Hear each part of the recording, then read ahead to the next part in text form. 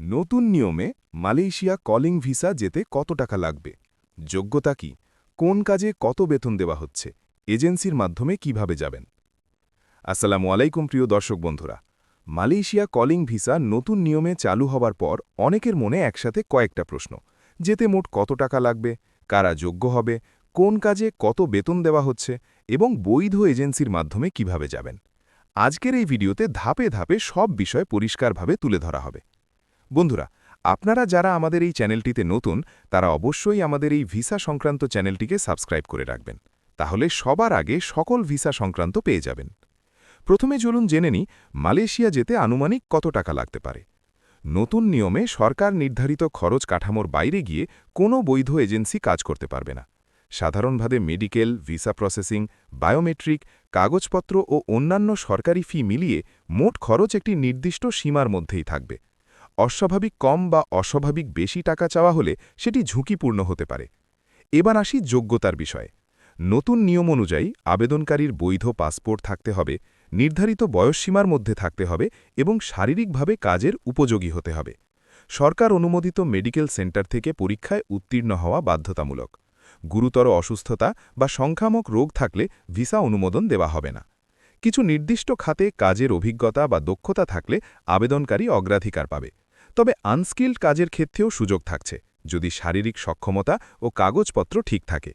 এখন আসি সবচেয়ে আগ্রহের অংশে, কোন কাজে কত বেতন দেওয়া হচ্ছে। নতুন নিয়মে বেতন সবার জন্য একরকম নয়, কাজের ধরন অনুযায়ী বেতন নির্ধারণ করা হয়েছে। নির্মাণ ও কনস্ট্রাকশন সেক্টরে কাজের জন্য তুলনামূলক ভালো বেতন দেওয়া হচ্ছে। ম্যানুফ্যাকচারিং ও ফ্যাক্টরি কাজের বেতন আলাদা কাঠামোতে নির্ধারিত। প্ল্যান্টেশন, ক্লিনিং ও সার্ভিস সেক্টরে বেতন কিছুটা ভিন্ন হলেও ওভারটাইমের সুযোগ থাকে। দক্ষ কর্মীদের জন্য বেতন তুলনামূলক বেশি এবং চুক্তিপত্রে স্পষ্টভাবে উল্লেখ থাকে। এবার আসি এজেন্সির মাধ্যমে কিভাবে যাবেন এই গুরুত্বপূর্ণ অংশে। প্রথমেই মনে রাখতে হবে আবেদন সরাসরি দূতাবাসে করা যাবে না। আবেদন করতে হবে শুধুমাত্র সরকার অনুমোদিত বৈধ রিক্রুটিং এজেন্সির মাধ্যমে। এজেন্সি আপনার কাগজপত্র সংগ্রহ করে অনলাইন সিস্টেমে আবেদন জমা দেবে। একটি এজেন্সি নির্বাচন করার সময় অবশ্যই তার লাইসেন্স যাচাই করতে হবে। একাধিক এজেন্সিতে একসাথে ফাইল জমা দেওয়া যাবে না, এতে করে সব আবেদন বাতিল হওয়ার ঝুঁকি থাকে। আবেদন জমা দেওয়ার পর পর্যায়ক্রমে মেডিকেল, বায়োমেট্রিক ও চূড়ান্ত ভিসা প্রক্রিয়া সম্পন্ন হবে। প্রতিটি ধাপে আবেদনকারীকে অবহিত করা হবে। সবশেষে একটি গুরুত্বপূর্ণ সতর্কতা, যেহেতু নতুন নিয়মে বড় পরিসরে কর্মী নেওয়া হচ্ছে, তাই দালার চক্র সক্রিয় হওয়ার আশঙ্কা রয়েছে। কেউ যদি বলে নিশ্চিত ভিসা, মেডিকেল ছাড়া ভিসা বা খুব কম টাকায় সব হয়ে যাবে, তাহলে বুঝবেন সেটি ঝুঁকিপূর্ণ। সংক্ষেপে বললে, নির্ধারিত খরচ, সঠিক যোগ্যতা, কাজ অনুযায়ী বেতন এবং বৈধ এজেন্সির মাধ্যমে আবেদন, এই 4টি বিষয় ঠিক থাকলেই নতুন নিয়মে মালয়েশিয়া যাওয়ার পথ নিরাপদ ও সহজ হবে।